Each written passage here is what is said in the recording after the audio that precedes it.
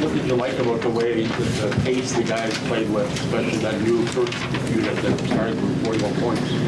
Yeah, first quarter was really good scoring for us. I thought that the game tonight was a really fun game, fun for fans, for everybody participating in the game. Both teams, they had stretches of playing really good offensively. That first unit there, the pace was good, the ball movement was good. I thought as the game was progressing, we had moments when the ball became a little bit stagnant. I'm not a fan of our 25 assists in a game and having 16 in the first half.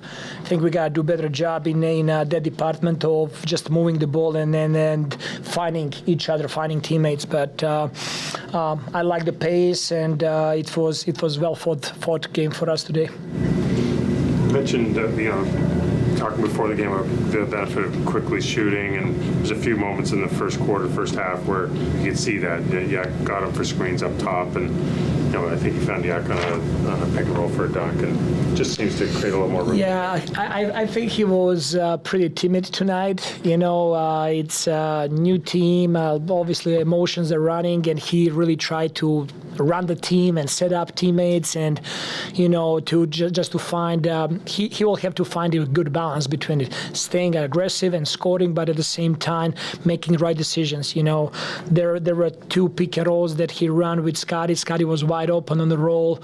He needs to complete those passes, and that's going to be great teaching opportunity for us in video and in workouts to find the chemistry between the two. You mentioned before the game that the rotation is going to be a work in progress for a little while. You 7 guys primarily, with Chris's 11 minutes as the 8th guy. Do you have a target in terms of how many guys you want to be using, or is it sort of going to be a game to game? It's going to be game to game. We're going to try really to develop the chemistry and between the players, and really try to get to see what lineups work best, who's complementing who. We're learning a lot about this group right now. I do not have my set mind on is it going to be 8, 9, or 10, and I want guys to be ready, and I think it's going to be from night to night. And I think we played 9 guys tonight. Ted came in there and is going to help. We're going to have more moments where guys going to come in and play for 3, 4, 5 minutes, and they might be playing off the bench, playing 20 plus minutes. That looked like a happy night. A lot of high fives, a lot of encouragement. I saw a couple times guys fell and all 4 guys rushed over and picked them up. Did it really feel like everyone was together on the same page? That fresh energy that you mentioned before? I think we played good basketball. I think that guys were enjoying playing good brand of basketball and just cheering for each other. I think you could see the emotions. I don't know, because maybe New Year's after New Year's it was a lot of crowd to start the game. We really liked the applause for our RJ Barett Canadian coming back. I see that Canadians are really excited about it. So all of that together brought a lot of energy and juice to the Scotia Bank, and it was fun night. And similarly, was that the loudest you've heard Scotiabank? No, I was coming here with my teams in the past, and those arenas were rocking back. So we want to get to that. Yeah, follow up. Was that the loudest you've heard it since becoming the head coach? I believe so. Yes. We're not probably get a chance to talk to you tomorrow, but speaking of your former teams, you're going back to see one on Wednesday. What are your thoughts on that, and what did you learn about yourself in your time as Memphis? Well, I was really blessed with the opportunity to coach in Memphis. I have a ton of respect for Zach Kleiman, their GM, and head coach Taylor Jenkins. We spent 3 years, me and my family over there, and I learned a ton. I learned a ton from Taylor and from whole organization. It's a very young organization, and I was really blessed with the opportunity to coach some of the young and up and coming stars in this league, and to in a small percentage to influence their careers. But it was a great time over there. Got a lot of respect for them. Now you have a chance to coach a relatively young team here.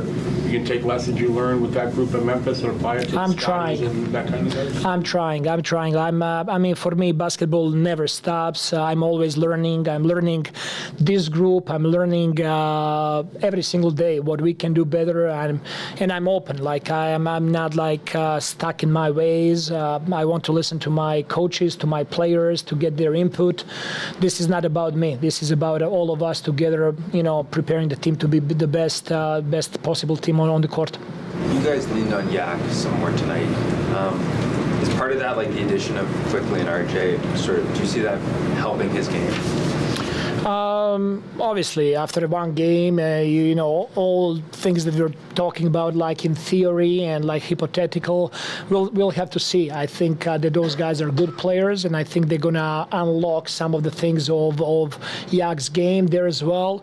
But I'm gonna be very open how I'm gonna be using Yak as well. Some nights he might play 3 stints and play some with the second unit. Some nights he's gonna play longer stints there. I'm gonna try to read the game the best possible way and just to find the best matchups and the best combinations on offensive end as well. You guys ran a lot of 3-guard lineups tonight with Schroeder, Gary, and IQ. I'm just wondering, like, the versatility of being able to throw out a lineup with that much ball handling. How does that help you guys, especially with the second unit? I mean, in this league, you cannot have enough of shooting and ball handling and skill. Like the way league is changing is it's more and more skill. It's definitely a huge plus. And having those guys out there playing together, I think it's good for us.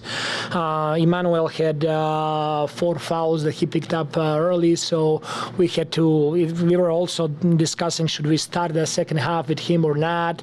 But he needs to learn how to play in those situations, so we decided to give him a couple of minutes there and then got him out so he can play more freely later in the game. RJ had some nice moments in transition. That's kind of the strength of his. Was that something you talked about with him, just kind of getting him grab-and-go opportunities? Absolutely. I mean, our style of play, and we want to be, in transition and to score a lot. I think he can do a really good job with that. I thought that he had a couple of really good decisions. I told him as well that that offensive foul that he picked up, that was a great opportunity for him to do Euro step. He's using his spin move really well. So I think, he needs to unlock that, and then just like he came to me and I'm like, Coach, what can I do better? Just have fun out there, have him play basketball, be yourself, and we'll be fine. In terms of Grady, you guys haven't used him here in a while. How are you weighing sort of the decisions to keep him up here, send him to 905 to get some more run? How are you thinking through that process? Well, Grady, last 2 weeks, he's on a special program, like with his weights, with conditioning, with basketball court. He's been doing a lot of work. He's been spending a lot of time on the court. We decided that this is a good moment for him to really focus on his body, and we made a really good plan for him.